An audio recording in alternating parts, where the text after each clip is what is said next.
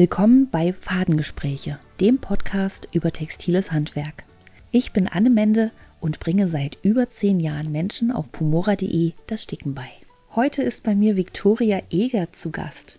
Bekannt durch ihre stimmungsvollen, verträumten Fotografien und ihr Buch Wir feiern das Leben, verzaubert Viktoria seit langem meinen Instagram-Verlauf. In dieser Episode reden wir über das Überwinden von kreativen Blockaden, was wir von der älteren Generation noch lernen können und wie es hinter den Kulissen eines Buchfotoshootings so aussieht. Viel Spaß beim Zuhören. Hallo erstmal bei meinem Podcast. Stell dich doch mal ganz kurz vor für alle, die dich noch nicht kennen.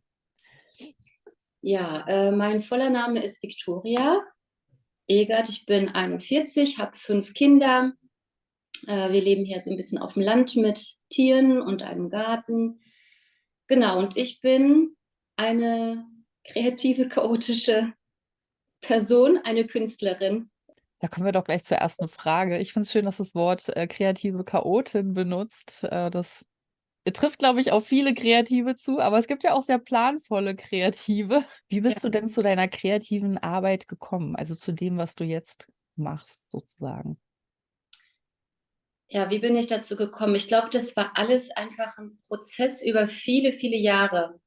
Ne, für mich war das damals, als ich noch jung war mein größter Traum zuerst meine Familie. Mhm. Zuerst Kinder und dann alles andere. Und aber während ich die Kinder hatte, war ich halt trotzdem immer im kreativen Prozess. Ich brauchte das für mich als Ausgleich, Mhm. sei es Kreuzstich, sei es Nähen, sei es Stricken, sei es Häkeln, egal. Also irgendwas brauchte ich immer mit meinen Händen zu tun, dass ich diesen Ausgleich habe zu diesem Chaosalltag mit Kindern. Ne? Genau, und das hat sich dann so über die Jahre entwickelt, dass ich heute da bin, wo ich bin. Das hat sich einfach alles gefügt auf dem Weg. Ich habe gesehen, auf deinem Blog, den du jetzt wieder neu aufsetzen musstest, habe ich gesehen. Ja, Mein Beileid ja, übrigens. leider. Aber der neue Ja, Blog ist auch sehr schön geworden. danke. Dass du Näherin gelernt hast, tatsächlich. Genau, ja, Ja. genau. Ich habe 2 Jahre die Ausbildung gemacht. Damals ging es der Firma nicht gut. Mhm. Und diese Ausbildung war ja so, dass du nach jedem Jahr eine abgeschlossene Ausbildung hattest. Also du Ah, warst nach einem Jahr erst Fertigerin, nach ja. 2 Jahren Näherin und nach 3 Jahren wärst du Schneiderin. Mhm. So, und die Firma ist dann aber, also der ging es immer schlechter und die haben dann uns alle ins 3. Lehrjahr nicht mehr übernommen. Ah, okay. Und ich bin so, mir fiel es sehr schwer, das 3. Lehrjahr dann irgendwo anders neu anzufangen, weil Mhm. wir waren in einer Damenoberbekleidung und es gab fast nur noch Herren in unserer Gegend. Ah, Das wäre für mich einfach ein zu krasser Wechsel gewesen, ne? ja, verständlich, auf jeden Fall. Genau. Und wie hast du dann den Bogen Richtung Fotografie gemacht, wo du ja, so wie ich das verstanden habe, hauptberuflich sozusagen tätig bist? Genau, heute bin ich tatsächlich als Fotografin hauptberuflich tätig. Das hat sich auch mit den Jahren so entwickelt. Also Fotos gemacht habe ich schon immer gerne. Mhm. Schon immer, aber halt, wie gesagt, immer nur im Automatikmodus und nie auf Lichtverhältnisse oder so aufgepasst, ne? Ja. Und ich weiß gar nicht, wie lange das jetzt her ist. Da fing ich an, mich mit der Materie tiefer zu beschäftigen. Also dann mit der ISO-Zahl, also mit allem, mit dem manuellen Fokus, mit den Lichtverhältnissen. Wie muss das Licht fallen, damit ein Objekt schöner aussieht oder weicher wirkt und so weiter, ne? Ja. Genau. Das habe ich mir dann so peu à peu alles angelesen und beigebracht. Und heute Ja. mache ich das beruflich. Ich finde bei deinen Fotos auch wirklich, dass diese Stimmung, die du so einfängst, das ist wirklich immer wie so ein Traum, in den man so reinschaut irgendwie. Also, ich finde das total bewundernswert, wie toll die Fotos wirklich sind und was für eine Emotion oder Stimmung, ich glaube, Stimmung ist das richtige Wort dafür, da so rüber transportiert wird, weil ich wünschte mir, ich hätte diese diese, Fähigkeiten, meine Fotos auch so hinzukriegen. Aber es ist natürlich klar, dass man da einfach auch sehr viel Zeit und, Übung rein investieren muss, um eben an so 'n Punkt zu kommen, wo das alles funktioniert, ne? Das ist ja Ja, doch nicht ganz so nicht nur so intuitiv mal eben so gemacht, sondern man muss sich ja schon auch mit den technischen Sachen so 'n bisschen, genau. beschäftigen. Man muss seine Kamera kennen, ne? Mhm. Und natürlich arbeite ich ja auch mit Lightroom, mit dieser Bildbearbeitung. Aber viele sagen dann, ach, die macht das alles mit Lightroom, aber das ist nicht so. Also wenn du die Kamera verstehst, dann hast du irgendwann auch deine Einstellungen. Mhm. Und diese Einstellungen machen ja auch den ganzen Bildlook aus. Ja. Ich mache am Ende eigentlich nur noch ein bisschen die Färbung und Helligkeit, Schärfe und so weiter, ne? Und also immer dieser Satz, sie macht das alles mit Lightroom, das finde ich auch ein bisschen zu kurz und ein bisschen böse gedacht, weil Ja. es ist einerseits Kunst Mhm. und andererseits sehe ich die Welt tatsächlich genauso, wie ich meine Bilder bearbeite. Das ist meine Sicht auf die Dinge, die ich fotografiere. So nehme ich persönlich sie wahr und Ja. so möchte ich sie auch nach außen transportieren. Ja. Ne? Mit diesen Stimmungen und allem, was dazugehört. Ne? Also ich finde auch oft, wenn man was aufnimmt als Foto, sieht es auch oft gar nicht so aus wie in echt. Also gerade Genau, wenn es jetzt um das Thema Licht geht, ähm, die Kamera schafft es ja zum Beispiel gar nicht, diesen krassen Kontrast zwischen sehr hell und sehr dunkel zum Beispiel so gut einzufangen. Und um halt wirklich die Realität auch zu zeigen, muss man schon alleine dadurch ja auch einiges genau, nachbearbeiten letztlich, ne, um genau, um genau. das wieder hinzukriegen. Das stimmt. Also gerade Ja, was so Licht oder wenn jetzt irgendwo so Nebel ist, die Kamera versucht ja immer, also ich fotografiere viel im Automatikmodus, weil ich ja auch viel filme ja, und da ist es sehr umständlich, wenn man dann immer wieder mm, umswitchen muss. Aber tatsächlich ist es wirklich wichtig, dass man das alles selber einstellen kann, wenn man zum Beispiel so krassere Lichtverhältnisse hat, wo die Kamera dann ja, einfach verrückt spielen würde, ja, um irgendwas wieder scharf zu stellen. genau. Also gerade Sonnenaufgang, Sonnenuntergang und Nebel, das sind Mhm. die größten Schwierigkeiten, ne? Ja, ja, genau. In deinen Blogpost oder auch generell in deinen Instagram-Posts beschreibst du ja oft sehr persönliche Momente, ähm, wo du dich ja auch ein Stück weit öffnest und auch verletzlich zeigst. Was Mm, motiviert dich, das so öffentlich, sage ich jetzt mal, so zu machen? ja, also wie erkläre ich das jetzt am besten? Also als Mensch nimmt man ja seine Umwelt und die Menschen wahr und es sieht oft alles so perfekt aus nach außen. Und die Leute wollen dieses perfekte Bild gerne beibehalten, sich bloß nicht verletzlich zeigen. Aber im Endeffekt sind wir alle mit den gleichen Problemen beschäftigt, belastet jeder natürlich auf seine Art.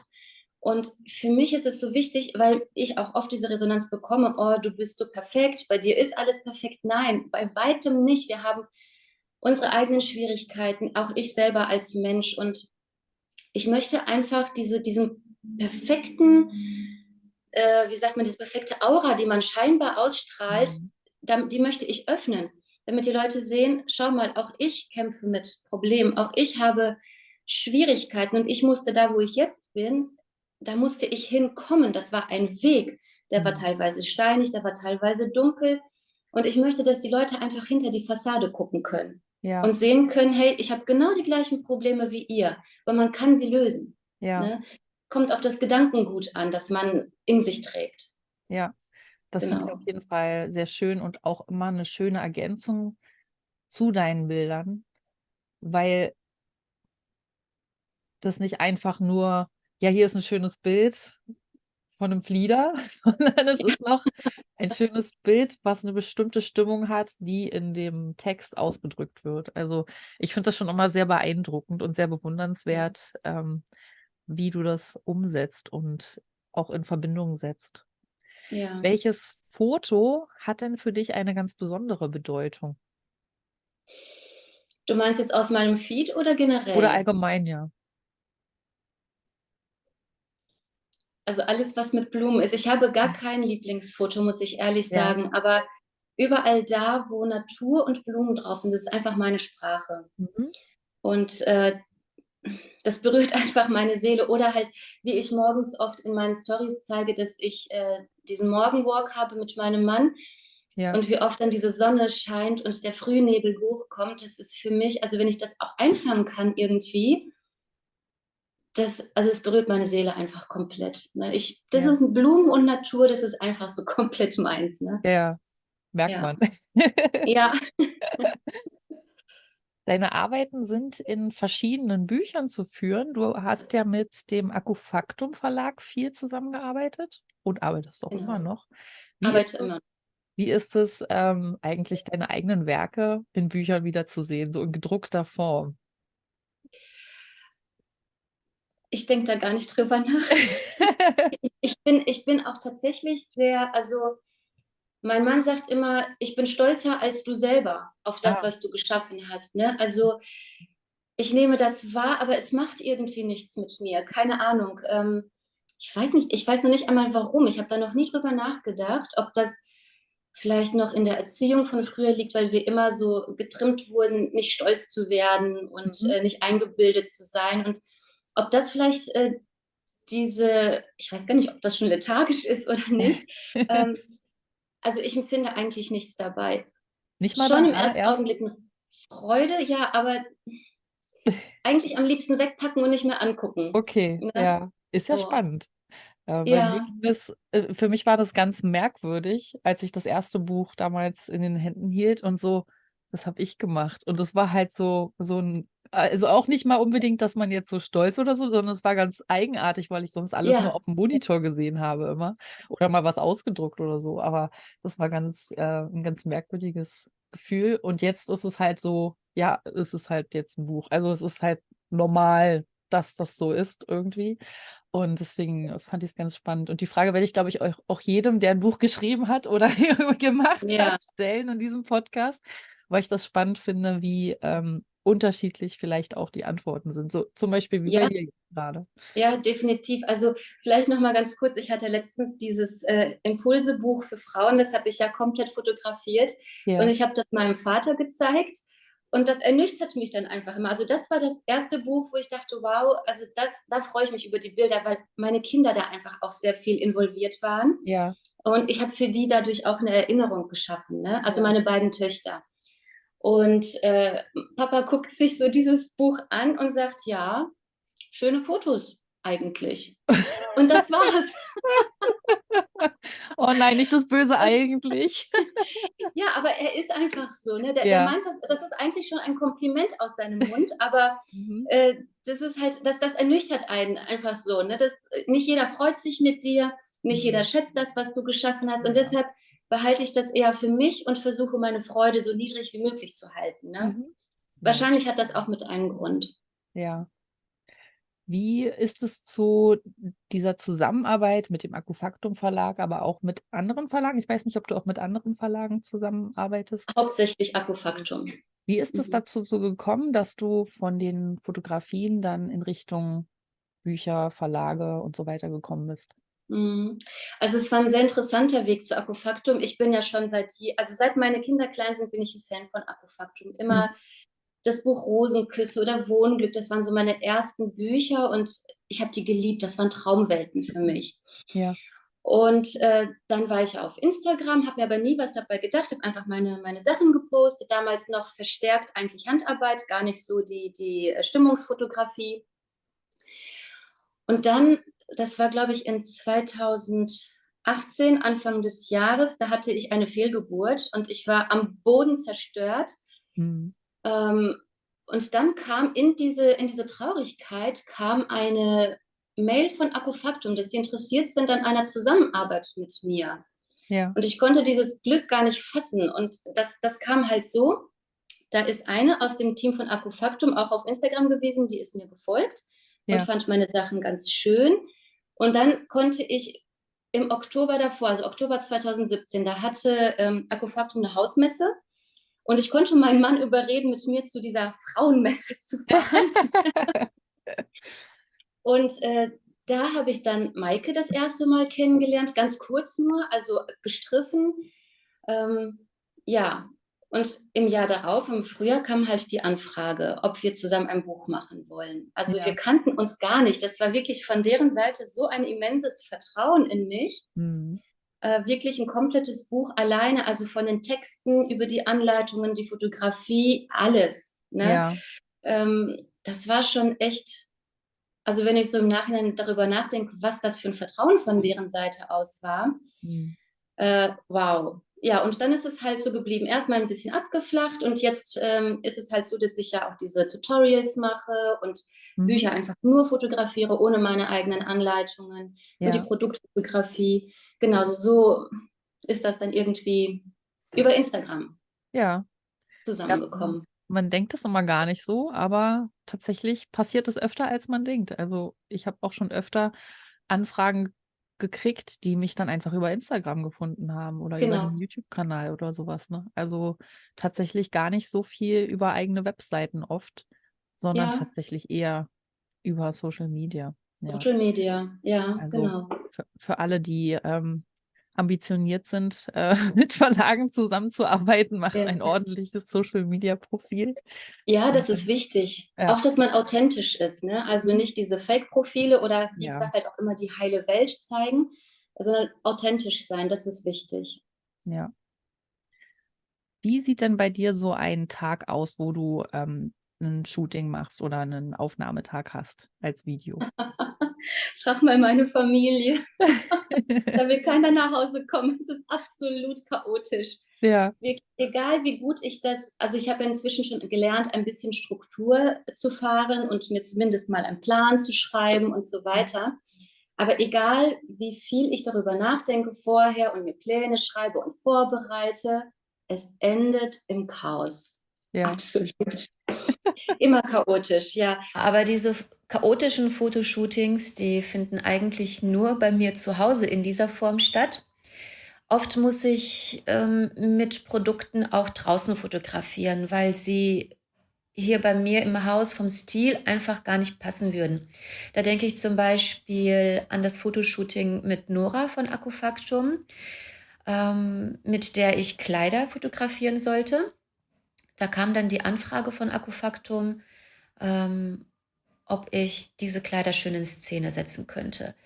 Ja, bei mir zu Hause ging es, wie gesagt, nicht. Also habe ich mir Gedanken gemacht, wo könnte ich diese Kleider schön in Szene setzen.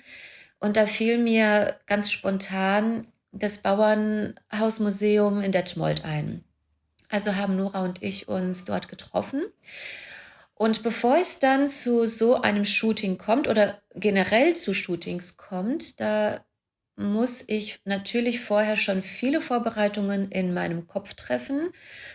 Und zwar muss ich mich in die Produkte einfühlen. Ich muss überlegen, wie setze ich das in Szene? Was brauche ich eventuell an Accessoires, um das schön in Szene zu setzen?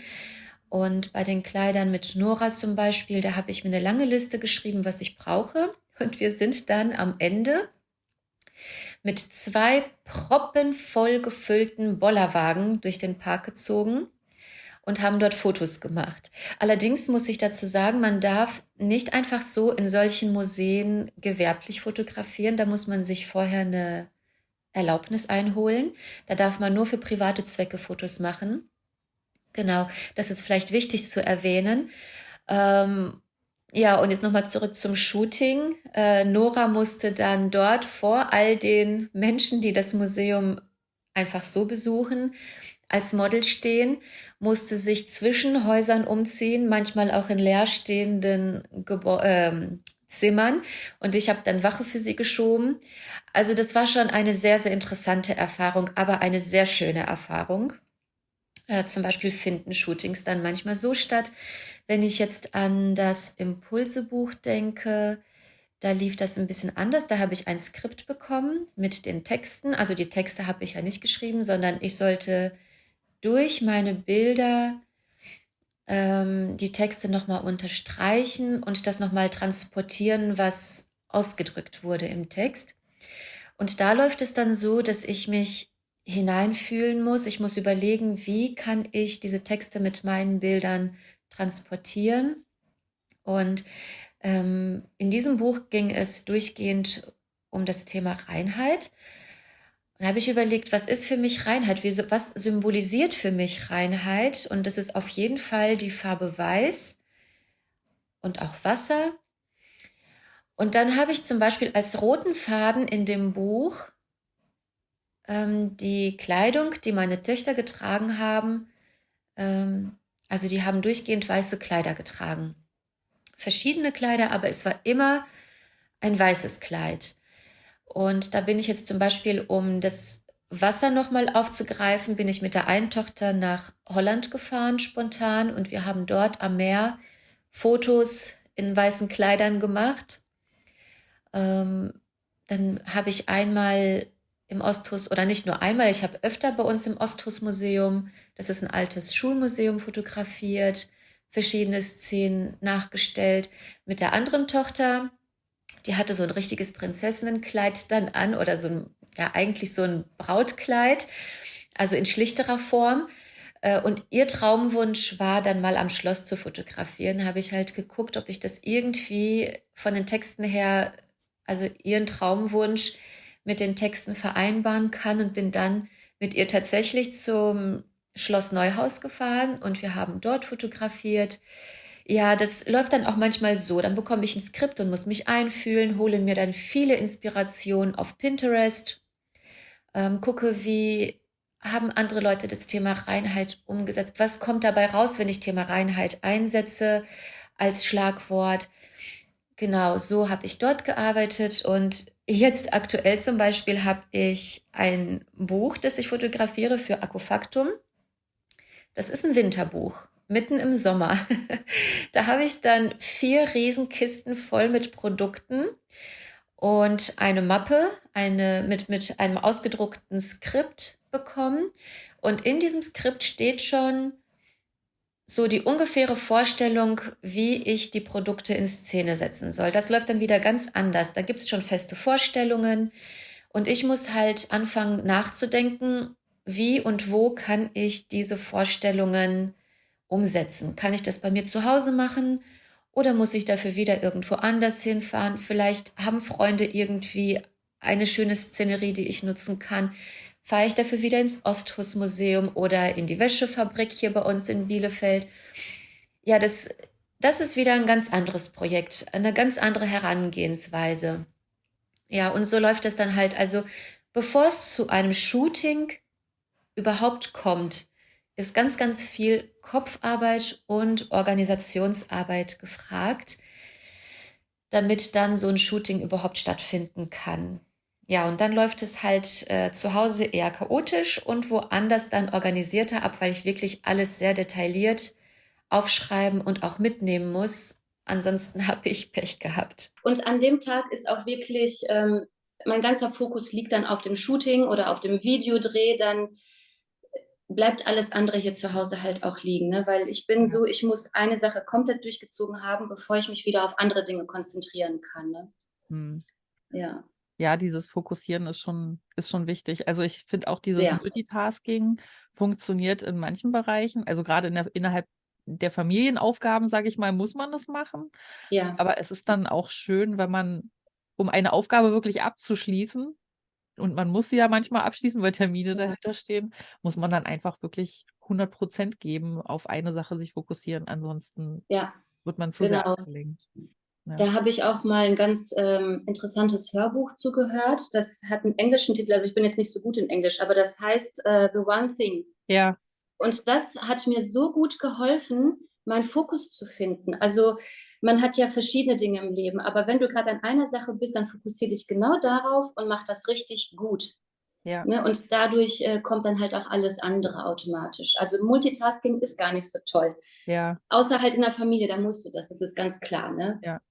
Also ich habe das Buch auch vor ein paar Jahren gehört und das hat bei mir auch eine ganze Menge verändert, weil ich Ja, auch immer hier und da was anfange und diese genau. Impulse sind ja immer irgendwie auch trotzdem Ja, da. Aber sich immer wieder zu besinnen und zu sagen, okay, welche eine Sache macht jetzt alles andere überflüssig oder erleichtert oder erleichtert es, ne? Das war ja so genau. diese große Frage, die man sich immer so stellen sollte.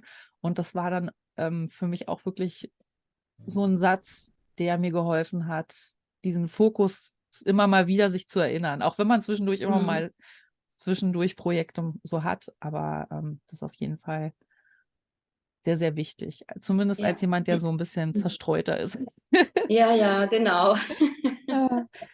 Und ja, so ist übrigens auch dieser Podcast jetzt entstanden. Ich habe diesen Gedanken, den Podcast zu machen, jetzt glaube ich schon seit über einem Jahr. Und irgendwann habe ich mir so gedacht, okay, also wir sind ja letztes Jahr umgezogen und wie gesagt, Baustelle und alles. Und da war es ganz schwierig, das umzusetzen. Also es wäre halt Mhm. einfach noch mehr gewesen, was noch Ja. mit dazugekommen wäre. Und letzte Woche habe ich mir so gedacht, also wenn ich den dieses Jahr umsetzen möchte, sollte ich vielleicht langsam mal damit anfangen. Ja. Dann habe ich mir eine Liste gemacht. Was wären jetzt die wichtigsten Schritte? Ja, und dann habe ich dich angeschrieben. Ah.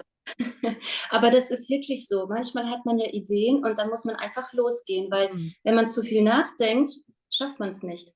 Ja, Dann das kommt stimmt. hier etwas dazwischen und da, ne? Voll gut, Ja. dass du das jetzt in Angriff genommen hast nach einem Jahr. Ja, Ja, wirklich. immerhin, Also ne? ja, ich meine, manche Dinge brauchen ja auch Zeit, weil sie gerade wirklich nicht passen, ne? Ja. Aber wenn es dann soweit ist, dann muss man einfach losgehen. Ja, ansonsten fragt man sich immer jedes Jahr wieder, ach, eigentlich wollte ich ja noch das und das machen und man macht Genau, es dann einfach nicht, ne? genau. Ja. Ja. Was ist dir beim Fotografieren besonders wichtig? Ich glaube, das haben wir schon so ein bisschen beantwortet, aber ich Mhm. glaube, noch mal so. Ja, also für mich muss ich sagen, ist tatsächlich so ein bisschen die Romantik wichtig in dem Bild, also so eine gewisse Verträumtheit, weil das einfach ich bin. Also ich halte mich jetzt nicht für eine Romantikerin, das nicht, aber ich bin ein extremer Träumer. Ja. Ne? Und ich glaube, das ist auch das, was meine Bilder widerspiegeln sollen, diese Mhm. Verträumtheit im Leben. Ja. Genau. Welches kreative Hobby macht dir am meisten Spaß neben dem Fotografieren? Ich hätte jetzt gesagt, nur das Fotografieren. Deswegen habe ich's extra weggelassen. Ja, das ist sehr schlau. Ja, also kreatives Hobby. Ich sage ehrlich, ich switche sehr gerne. Also ich mache nie gerne ein und dieselbe Sache. Das heißt, wenn ich dann ein Projekt gestickt habe, dann wechsle ich ganz gerne mal zum Stricken oder zum Häkeln oder zum Nähen. Also ich mache nie gern ein und dasselbe. Ich bin ein absoluter Freigeist. Also dasselbe ist für mich Langeweile pur. Mhm. Ne? Und das gibt mir einfach keinen Anreiz. Deshalb alles, was mit Handarbeit zu tun hat. Mal dies, mal das, mal jenes. Ne? Ja. Genau. Okay, dann nehmen wir jetzt einfach mal Handarbeiten als Hobby, das ja am Genau. meisten Spaß macht. An dieser Stelle eine kurze Unterbrechung. Zusätzlich zu Podcasts höre ich beim Sticken gerne Hörbücher. Das hier erwähnte Buch The One Thing und noch viele weitere gibt es bei Audible. So hat mich zum Beispiel die Buchreihe Das Rad der Zeit durch mein letztes Mammutprojekt begleitet. Über den Link in der Videobeschreibung kannst du einen Probemonat starten und damit zusätzlich diesen Podcast unterstützen. Jetzt geht's aber weiter. Welcher Teil deiner kreativen Arbeit ist für dich der schönste und was machst du am wenigsten gerne? Puh, das ist eine gute Frage. Also das Schönste ist natürlich, wenn ein Gedanke geboren ist, Mhm. sich dann an die Arbeit zu machen, das aufzuzeichnen oder abzuzeichnen. Also wenn man schon etwas Fertiges hat, was man jetzt gerne beginnen möchte, so wie das mit der Gans, die ich letztens gemacht habe. Also Mhm. der Start ist eigentlich das Schönste. Ja. Und das, was ich am wenigsten mag, ist sogar tatsächlich das Vollenden oft. Mhm. Ne? Also das Projekt dann den finalen Schliff zu geben, sei es jetzt die fertige Stickerei schön einzurahmen oder etwas weiter daraus Mhm. zu nähen oder wie auch immer. Ne? Also ich glaube, das ist das, was ich am wenigsten mag. Und natürlich Änderungen. Oh ja. Mhm. Ne? Also damit kannst du mich jagen. Ich kaufe lieber was Neues, als etwas zu ändern. Nee, das ist für mich der Tod, wirklich. Ja. Ja, wenn man noch was rückgängig machen muss, was man verbockt hat sozusagen auch, ne? Das Ja, das genau. ist echt, das sind auch so Sachen, wo die dann einen manchmal Monate oder Jahre lang liegen bleiben bei mir, Ja, Projekte tatsächlich. genau, Ja. genau.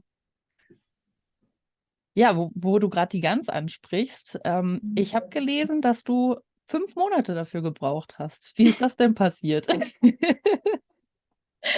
Es ist nicht, weil ich keine Zeit hatte.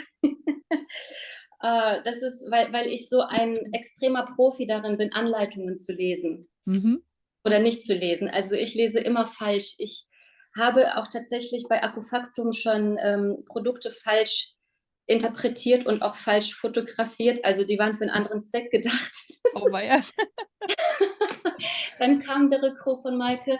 Also die Bilder sind ja sehr schön, aber die Schürze müsste eigentlich so und so getragen werden. Aber es gibt ja ein paar Bilder, wo man das nicht sieht, die können wir dann benutzen. Oh Oh nein. Ja, also sowas halt. Also ich bin wirklich ein Profi darin, falsch zu lesen, Mhm. ungenau zu lesen oder wie auch immer. Und ich hatte Angst, dass ich dieses fertig gestickte Teil irgendwie durch etwas, das ich falsch mache, kaputt mache. Mhm. Ne? Und deshalb lag die ganz 5 Monate in meinem Arbeitszimmer Ja, und wurde von einer Ecke zur anderen geschoben. Ne? ja. Ja. Ist das auch der Grund, warum du eher auch, also jetzt inzwischen auch mehr Videoanleitungen machst, dass du das anders nochmal zeigen kannst? Also kannst du selber einer Videoanleitung besser folgen als dem Geschriebenen? Genau, also ich habe auch alle handwerklichen Dinge, also außer Nähen, das habe ich ja live gelernt, sage ich mal. Und alle anderen Handfertigkeiten, die habe ich mir tatsächlich über YouTube-Videos angeeignet. Hm. Und da ich selber ich bin der typische Learning by Doing-Typ. Ne? Also ich muss das sehen, dann sitzt es. Hm. Und ich habe gedacht, es geht bestimmt vielen Leuten so wie mir. Vielen, gerade Künstler sind oft so, dass sie lieber sehen und machen, als dass sie lesen und machen. Ja, Und ich sage mal so, der Anklang war auch wirklich gut bei den, damals, als ich den Stickkalender gemacht habe. ja. Das war schon eine gute Resonanz Hm. mit diesen Videoanleitungen, ja. Ähm, um nochmal an die vorherige Frage anzuknüpfen, wie überwindest du diese Angst, dass du was falsch machst? Denn du hast ja die ganz trotzdem nach 5 Monaten, ich meine, das hat gedauert, aber du hast es ja Mhm. trotzdem wieder aufgenommen und vollendet. Ja, also jetzt bei der ganz, um die ganz als Beispiel zu nehmen, da hatte ich tatsächlich einen Nachmittag für mich ganz alleine. Das kommt sehr selten vor. Es ist sonst immer jemand zu Hause. Und da sind sie alle ausgeflogen und ich habe gedacht, so, und jetzt muss ich mich mal an die Gans machen. Ich hatte also absolute Ruhe, ich musste kein Essen machen, keiner kam, Mama hier, Mama da. Und ich habe die Anleitung Schritt für Schritt 5-mal durchgelesen tatsächlich, damit ich auch ja nichts falsch mache. Also ich hatte die Zeit und die Muße, das zu tun. Ne? Im normalen Alltag hätte ich das nicht geschafft. Ja. Aber diese Situation, dass man Angst vor etwas hat, deshalb sagte ich ja gut, dass du den Podcast angefangen hast. Diese Angst habe ich vor ganz, ganz vielen neuen Sachen. Zum Beispiel auch mit dem neuen Blog jetzt. Ne? Da waren so viele Stimmen in meinem Kopf, ja, und wenn du wieder einen Fehler machst und alles löschst oder was ist, wenn den keiner lesen wird und so weiter. Diese Männchen im Kopf, die können dir ja ganz viele Dinge erzählen. Ne? Ja. Und irgendwann habe ich gesagt, so, und jetzt, egal wie viel Angst ich habe, ich gehe einfach los und gucke, was draus wird. Ja. Ne? Ich habe dann halt das günstigste Paket genommen, um erstmal zu starten. Ja. Dann habe ich gesagt, und wenn das gut wird, kann ich immer noch aufstocken, aber ich probiere es jetzt einfach. Ja. Gegen die Angst angehen einfach, ne? Ja. Ja. Ich habe mir auf deiner neuen Webseite auch mal dein Über mich durchgelesen und da muss ich jetzt gerade selber ein bisschen aufpassen, weil das tatsächlich viele Punkte bei mir gedrückt hat, die bei mir Pipi in den Augen machen. Okay. Und da möchte ich einmal kurz einen Absatz vorlesen. Der kam, nachdem du beschrieben hast, dass das deiner Mutter nicht mehr so gut geht, dass du eben mit ihr nicht mehr denselben Austausch haben kannst wie vorher. Ja. Und da kommt folgender Absatz. Plötzlich hatte ich das Gefühl, ich müsste alle Weisheiten und Erfahrungen der älteren Generation niederschreiben, um nicht zu vergessen, was sie durchs Leben gebracht hat, wie sie ihre Fähigkeiten erlebten und ihr Leben gemeistert haben. Auf diese Weise möchte ich ihnen nochmal eine Stimme zu geben und sie ehren, aber gleichzeitig auch ihre Geschichten für uns festhalten, um von ihnen zu lernen und ihr Wissen in unser Leben zu integrieren. Warum ist dir das so wichtig? Also, es ist natürlich die Geschichte mit meiner Mutter, die ja mit 60 Jahren, das ist also in der Blüte des Lebens, diesen extrem schweren Schlaganfall hatte und seitdem im Rollstuhl sitzt, nicht mehr reden kann, eigentlich nichts mehr außer Essen selber machen kann. Ne? Mhm. Und ich habe ja einen russlanddeutschen Hintergrund. Unsere Geschichte ist ja sehr schwer. Davon waren ja auch unsere Großeltern noch betroffen, die damals verschleppt worden sind. Und irgendwie kam das mit der Erkrankung meiner Mutter, dass ich plötzlich Sehnsucht hatte, das alles zu verstehen. Bis Mhm. dato habe ich mich eigentlich eher geschämt, mit der russlanddeutschen Mentalität oder damit identifiziert zu werden. Und plötzlich änderte sich das. Und ich habe überlegt, weil die Handarbeit bei uns ja schon sehr stark in der Familie vertreten ist. Meine Mutter war sehr handarbeitstüchtig. Meine Oma war sehr handarbeitstüchtig. Mein Opa väterlicherseits, der hat für meine Oma die Sachen geändert. Also er war derjenige, der handwerklich begabt war. Und wir wissen nichts davon. Sie sind, Ja. ich meine, mein Opa lebt noch, der ist schon über 90, aber er ist blind und hört auch nicht mehr gut. Mhm. Und wir wissen nichts von denen. Ich Ja. habe Oma immer stricken sehen. Ich kenne ihre Anleitung nicht. Warum? Warum habe ich sie früher nie gefragt? Mhm. Ich hätte dieses Wissen jetzt für mich haben können, ne? Und Ja. es hätte weiterleben können. Ja. Ja, und ich hatte dann auch so ein russlanddeutsches Museum besucht. Da war so eine Patchwork-Decke aus, ich weiß, über Hunderten von Hexagons ausgestellt, die von Hand alle zusammengenäht waren. Und das hat mich auch so berührt. Ich habe gedacht, die Menschen damals haben ja auch ihre Handwerkskunst gelebt. Die haben sich davon ernährt, die haben das gemacht, um sich warm zu halten und so weiter. Mhm. Und wir wissen heute nichts mehr davon. Oder Ja. nur sehr wenig. Ja. Ja, und mein größter Traum ist eigentlich so, ja, in Altenheime zu gehen und mich mit den alten Menschen dort zu unterhalten. Und zwar nicht nur mit Frauen, sondern auch mit Männern, weil Männer haben auch ihre Handwerkskunst, ne? Ja. Von denen wir viel lernen können. Und da ist für mich der Zeitpunkt noch nicht gekommen, aber das ist so der tiefste Wunsch, den ich habe, Mhm. mich mit dieser alten Generation zu unterhalten, ihre Geschichten zu hören, ihre Erlebnisse und natürlich auch so mit denen über ihre Handwerkskunst zu reden. Ja. Und vielleicht können die uns ja noch was mitgeben an Anleitungen, was die damals gemacht haben. Ne? Ja. Ja. Auf jeden Fall. Mein Uropa ist tatsächlich auch aus der russischen Richtung ähm, rübergezogen dann sozusagen. Und der ist Maler gewesen. Und der hatte Mhm. auch so einen ganz klassischen, wie es ja viele in der Zeit auch hatten, wie so einen kleinen Selbstversorgerhof auch gehabt. Also so einen Ja, großen Hinterhof mit Gemüsebeeten. Und ja, im Endeffekt, das ist mir aber auch erst jetzt bewusst geworden, wo er jetzt schon eine ganze Weile tot ist, ähm, dass im Prinzip er mir so viel hätte zeigen können, weil er ja, genau das gemacht hat, was ich mache, nur dass ich jetzt in der Textilrichtung ja, unterwegs bin. Aber auch gerade so dieses, wie man im Garten irgendwas macht oder ja, sowas. Und das finde ich auch super schade, weil es gibt ja unglaublich viele Bücher, was man jetzt wieder die neuesten modernen Techniken und auch jetzt in der Handarbeit ja genauso. Und wenn man ja, sich dann ältere Bücher anguckt, dann steht das da auch schon alles drin oft. ja, Und genau, da denke ich genau. mir auch immer so, wenn wir einfach mal beibehalten würden, was wir schon wussten, dann müsste man nicht jedes Mal wieder alles neu erfinden, sozusagen. Es ist ja Ja, in der Regel finden die Leute das ja auch vielleicht in alten Büchern und es wird dann ausprobiert und dann, hey, es mhm. funktioniert ja. Ja, Aber das finde ich auch immer sehr schade, aber das ist vielleicht jetzt einfacher, das zu konservieren, weil wir jetzt so leicht Videos zum Beispiel aufnehmen können und das genau. bewahren können. Und das war vorher ja nicht so der Mhm. Fall letztlich. Genau, Also, da ging es ja nur von Mund zu Mund, ne? mhm, Dass genau. man das. Und oft war es ja auch so, dass jeder sein Wissen vielleicht auch ein Stück weit für sich behalten musste, damit die anderen das nicht nachmachen und dann quasi in Konkurrenz treten, Mhm. während das heutzutage ja so eine große, breite Masse ansprechen kann, wo man jetzt nicht mehr so also es ist ja nicht mehr ein Dorf oder eine kleine Stadt, wo man sich Mhm. sofort gegenseitig dann quasi die Arbeit wegnimmt, sondern es ist ja so ein großer Kreis, in dem das dann geteilt werden kann. Ja, ja, Und da hat Information gar nicht mehr so denselben Stellenwert nein. wie damals letztlich, ne? Es ist heute auch, finde ich, sehr schnelllebig alles. Mhm. Also man nimmt Information über Information auf und also so geht es mir zum Beispiel oft, dass ich es gar nicht schaffe, das umzusetzen. Die Mhm. ganze Information, die in mich hineindringt, schaffe ich gar nicht mit meinem Tun nach außen zu tragen wieder, weil Ja, das zu viel Information ist, ja, ne?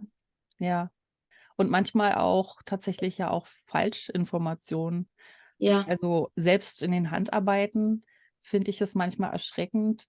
wenn so Projekte gezeigt werden, wo man, wenn man ein bisschen mehr Ahnung hat, weiß, das ist in der nächsten Waschmaschine, ist das hinüber. Oder Mhm. also mein Lieblingsbeispiel dafür ist eigentlich diese grob gestrickte Decke, die eine Zeit lang mal so über Pinterest lief und die man auch fertig kaufen konnte, aber wo es auch Anleitungen gab, wo quasi so ein Kammzug genommen wird, so ein unterarmdicker Kammzug, aus dem dann Ja, so mit den Armen quasi diese Decke gemacht wird. ja, ja, Und einfach dadurch, dass es kein verzwirntes Garn ist und das auch so weiches Garn ist, da muss nur einmal eine Katze drüber laufen und schon sieht die nicht mehr gut aus. Und wie ich auch mitbekommen habe, ist es halt auch, gab es auch ganz viele, die dann halt wirklich hunderte Euro ausgegeben haben für das ganze Material. Und verrückt. dann nach 2 Wochen ist es quasi gefilzt und Ja, sieht toll oh, aus. wie schmerzhaft. Und es ist auch so, also nicht mal nur wegen dem Geld, aber was man hätte mit diesem ganzen Garn machen können letztlich, wenn man es Ja, versponnen ja, hätte oder verfilzt. das Und ganze Material, das ist, ja, oh, und ich glaube, gerade weil, wie du sagst, alles so schnelllebig ist, finde ich, ist auch die Handarbeitsbranche da nicht so von ausgenommen, dass unbedingt ständig ein neues Projekt gemacht werden muss. Und dann, damit es aber schnell veröffentlicht werden kann, muss es dann aber auch schnell gehen, das Projekt fertig zu kriegen. Und ich ja, finde es auch schade, dass da oft sich gar nicht so die Zeit für genommen wird, zu gucken, funktioniert das Ding überhaupt, wenn ich es ja, ein paar Mal benutze? Oder sieht es jetzt einfach nur auf dem Foto schön aus, ne? ja, ja, ja. Ja, es wird auch insgesamt zu wenig geprüft, ne? Zu wenig recherchiert. Also wenn jemand was sagt und man vertraut dem, dann ist das so. Hm, Aber man macht sich nicht die Mühe zu gucken, stimmt das denn wirklich? hm. Ne? Hat sich das bewährt über all die Jahre? Oder ist das jetzt wieder nur so heiße Luft, die da erzählt wird eigentlich? Ne? Ja. Ja. Was wünschst du dir denn für die Zukunft? Sowohl, also wie du magst, also entweder so allgemein oder für dich? Also mein allergrößter Wunsch ist natürlich weiter als Fotografin tätig zu sein, aber ich habe dann noch so einen anderen Wunsch in meinem Herzen. Ich hätte so gern ein eigenes kleines Geschäftchen mit Mhm. Stoffen, also vornehmlich mit Leinen und Stickgarn und Wolle und dann Handarbeitskurse. Mhm. So in gemütlicher Runde, bei einem Tee, bei einem Kaffee. Ja. Das ist so der Traum, der mir vorschwebt, aber die Zeit ist momentan einfach so unruhig und man müsste so viel Geld in die Hand nehmen.